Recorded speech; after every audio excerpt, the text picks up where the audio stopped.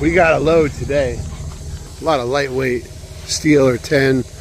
We'll take this up to the scrapyard. Let's go get a quick buck, grab a bite to eat, and then a special pickup. Probably the best pickup I've ever received. Somebody called. They used to scrap. Good friend of mine. They don't scrap anymore. They want to get out of it. Maybe gave me the opportunity to make him an offer. And he said, I don't really care what you offer me. My mom wants all this stuff gone. So I said, well, shoot, let me look. And I tried to appraise the value off of some pictures, and wasn't sure really weights or really the size of each item by a picture. So try to offer him a fair price. The thing about it is, for me, it's not going to be a quick flip because there's a lot of copper and stuff. It's going to be more of just a long-term buy and hold type of thing. So unfortunately, I don't have a whole lot of free cash. So I made him as good of an offer as I could make and afford to not get the money back right away. Because I have a lot of bills coming out soon, and I've had a lot of surprise bills recently. So I made him an offer on what I could afford to basically invest right now, you know. And he didn't have to take it, but he did. And I'm gonna go pick it all up, and we'll try to tally up what we got, and we'll have some fun with it. I plan on making some bars and seeing where it goes, you know. I like to hold on to most of it because I think that there's value in holding on to precious metals and even copper because of the state of the economy and the fact that there's a high demand for that stuff, and that I think the demand is going to continually go up, and it's not just going to kind of go up because of the buy and hold value, but because of its actual usefulness as a material in the new world that we live in, a very electric world. Everything's going green, and we're going solar, we're going with wind turbines, electric cars. Well, all those things require more and more copper. So the more electric we get, which is obvious, we've become more electric. Everything's electric and digital now. There's very few analog things. The more copper we need. And while copper is not a super scarce metal or mineral or you know, element, I guess technically, it is in a very high demand. So the only way that the price will ever come down is that the supply outcompetes the demand, which right now it's the other way around. You know, the supply can't keep up with the demand. You know, a lot of the copper that goes into the industrial sector, it comes from recycled copper. So I'm not going to recycle it. I'm going to hold it and make the price go even higher because I don't need to recycle it. You know, I need it as a hedge against inflation, and there's very few investments that are great hedges of inflation. When the money, the value of the dollar goes down via money printing or via, you know, people overproduce or not producing a whole lot, but you need more money to buy the same goods, then, well, what happens is the price of commodities like copper go up because it takes more money to buy the same amount of copper. There's only so much copper.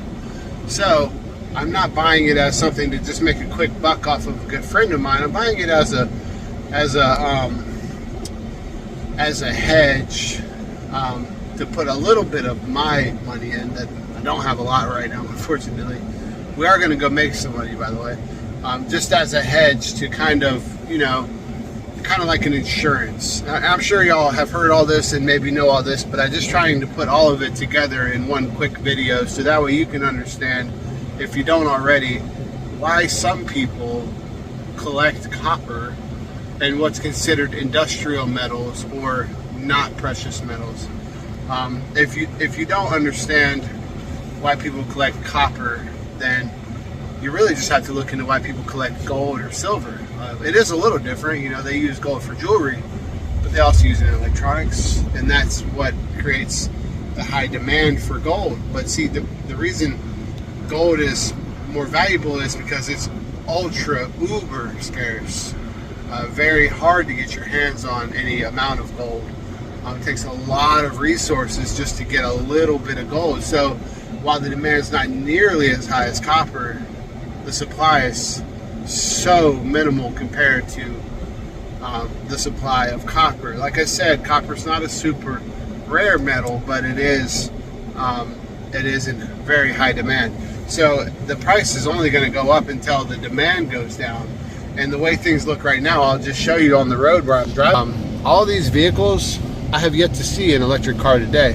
So if that's going to change, if we're going to go green and all electric, we're going to need a heck of a lot more copper than we currently have right now. So in my mind, copper is a great store of value because I think the demand is increasing. Now, not to bring politics in this, but you know, Donald Trump says he's gonna flip that Green New Deal. He's gonna say, you know, let's put money back into American businesses and American things, and I'm okay with that. I'm totally fine with that. I think it's a good thing, but I also don't want to see us go backwards on innovating and becoming more environmentally conscious, because I think there is real value in preserving the one and only Earth that we do have. It's not like we have a backup plan, guys. We're kind of stuck here. So we should be somewhat conscious of our impact on the Earth. And I think, yeah, okay, we drive our cars and we pollute. One thing that I feel like is often overlooked is how important trees and plants are. You know, we should plant more trees and plants, if not needed for other purposes like farming, agriculture, mining. Then why not put some beautiful trees and plants in that can suffice to help counter our emissions. There's a lot of trees and plants, but there's also a lot of open areas. If you don't really believe what I'm saying, then just go on Google Maps. You can go to the darkest green spot on Google Earth, use satellite view, go to the darkest green spot and start zooming in, and you'll find that that dark green spot is probably an area of forest, and that area of forest is actually broken up. It's not a solid forest anymore. So we're losing some of the environmental benefits of having complete and intact forests that we used to have. Now we have roads intersecting most forests and most natural landscapes, which has caused numerous problems for all other living things, because they don't know what a road is. They don't know why there's a road. They don't know a car is going to come flying down the road at 50 to 70 miles an hour, and that if that car hits that animal or insect or bird, that's it for them. They're done. So, not to go off on a tangent to the side, but I think that that people realize that fact as much as they realize it's good to go green, and that's only going to add even more demand that I feel like isn't as much in demand as currently portrayed, but is important and is something that will be noticed more and more in the future as things progress towards some new state. I am at the scrapyard. Sorry to rant the whole time. This is my local scrapyard. Let's run in here, drop this load off. I'll show you the pictures of the new scrap I'm gonna get, and then I'll do another video on the new scrap. But how much do you think this scrap pile is going to be worth? Just put it in the comments. I always am curious how people's local scrapyards pay, so it's good to know. Didn't get rich. Didn't really expect to get rich. I kind of knew that that load wasn't that much. It was a lot of just lightweight tin. We made $41, so that's cool. And you know, I mean, that was really just a little extra on the side of the day after work, seeing a little chair or the little barbecue grill or hot water heater or something like that, just grabbing it. It's been about a month since I've scrapped the trailer out, but I had that big load coming, so I needed to have an empty trailer. So basically what they said was that we weighed out at 820 pounds, so that means this is what, like five something, let's see, $5 a pound. I'm sorry, $5 a 100 pounds.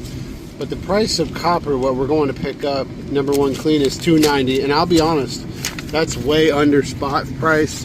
It's a shame that that's the price that I can get as just a person that doesn't have a connection with somebody who actually uses the industrial metal of copper. But maybe one day in the future, if I get enough copper, I can negotiate the price myself. I can say, hey, I've got 500 pounds of copper. I'm not going to take 290, but I can take it down the road if you don't want it. So just let me know. The spot price is this. I don't know what y'all get, but I'm not willing to sell it for anything less than this. And maybe it doesn't go to a scrapyard. Maybe I find some other investor at some point that says, yeah, I'll pay you the price of copper. But it is what it is. I'm just excited to be moving stuff around, helping the world by recycling and getting paid a little bit to do it. So this will buy some breakfast. No, it won't. I'll put that on the joint bank account and buy breakfast. But I will reinvest this money, because that's how you get more money, is you make your money work for you. So that's what I'm doing. If y'all want any more of this wonderful education, you should subscribe, because I'm going to be loading this channel up with stuff. And I think it's important. And we all need to understand these principles that I'm teaching, because I've spent years and years and years listening to other experts, and I see how oblivious the rest of the world is. So just subscribe. It's worth it. It helps me out, and I appreciate it. So do that. And we're going to make some money recycling metal, and we're going to store some money in copper bullion bars. And I got a ton of aluminum coming as well, but I'm not going to melt aluminum for good reasons. We'll see you in the next video. Thank you. All right, I was able to go ahead and head out here today, and let's go look at this copper score / scrap metal score that we got, and see if we can help recoup some of the cost of me acquiring this, and then have some left over to hold on to as an investment. So I'll get here and I'll show y'all what we're looking at. Y'all, I've got a heaping pile of scrap. A lot of copper, windings, motors, a lot of aluminum, a lot of steel. Just some pretty quality scrap, and my truck is absolutely loaded, and my trailer is loaded as well. So I got to get this home, get it unloaded, and then come back and get the rest of it, because it was more than I could fit on my truck and trailer. So that's what I'm planning on doing, and I'll show you what it looks like when I actually get home. Sorry I didn't film at the site. It's their private property, and I don't want to feel like I was taking advantage of them, filming what they have or the condition of their place or anything like that, which was in good condition. It wasn't that it wasn't in good condition, but it's their private property. I didn't really feel like asking permission, and it would feel awkward trying to film while everybody's working and loading up my trailer. So I just loaded, and I film after. So I'll see y'all at the house, and I'll show you what I got.